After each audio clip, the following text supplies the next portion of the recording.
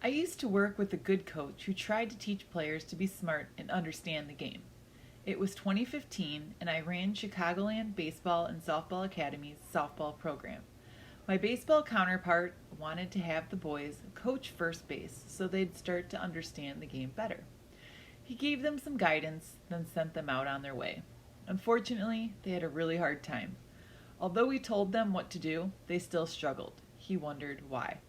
When he was a kid, everyone coached first base with ease. Another parent pointed out to him that the boys don't watch baseball like they used to. There are too many other media options that steal their attention, and boys don't watch baseball on TV anymore. Consequently, their baseball IQ doesn't develop until later. Alas, we have to start from scratch. While the number of televised softball games on TV has pretty much tripled in the last few years, there are still too many alternatives. Most of the girls coming into pitching school aren't sure of the strike zone.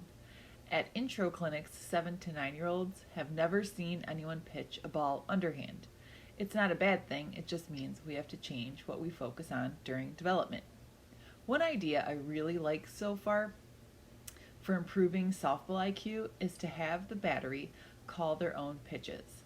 This is a bit tougher than it seems, so I've included a few ideas on how to integrate it into your program.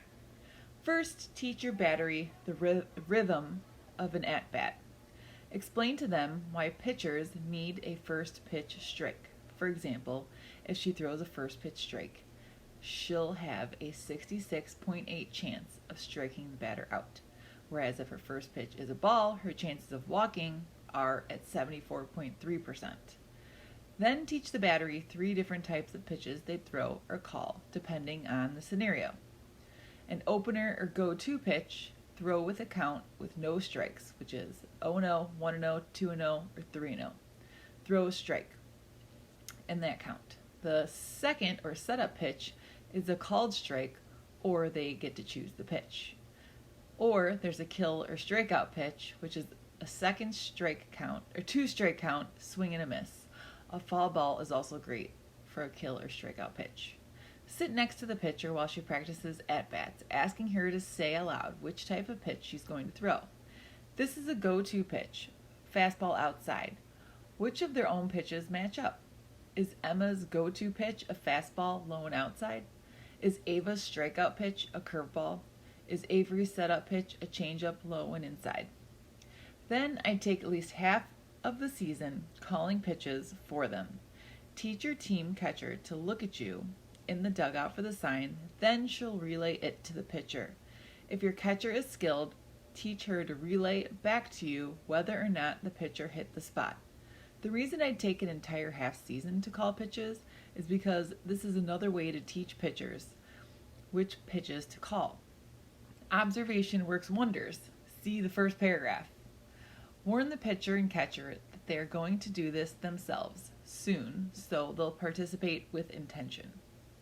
Not many pitchers will voluntarily throw their very first changeup or any new pitch without some pressure to do so. They like to wait for it to be perfect, and it never is, so you have to push them. If you call pitches for a while, it will force them to start including pitches that they feel uncomfortable with. It is imperative for their long-term development. Once they learn how to call pitches, you can start working on them for coaching first base. I'd love to hear other coaches' experience and suggestions on improving your team or daughter's softball IQ. Just add to the comments below.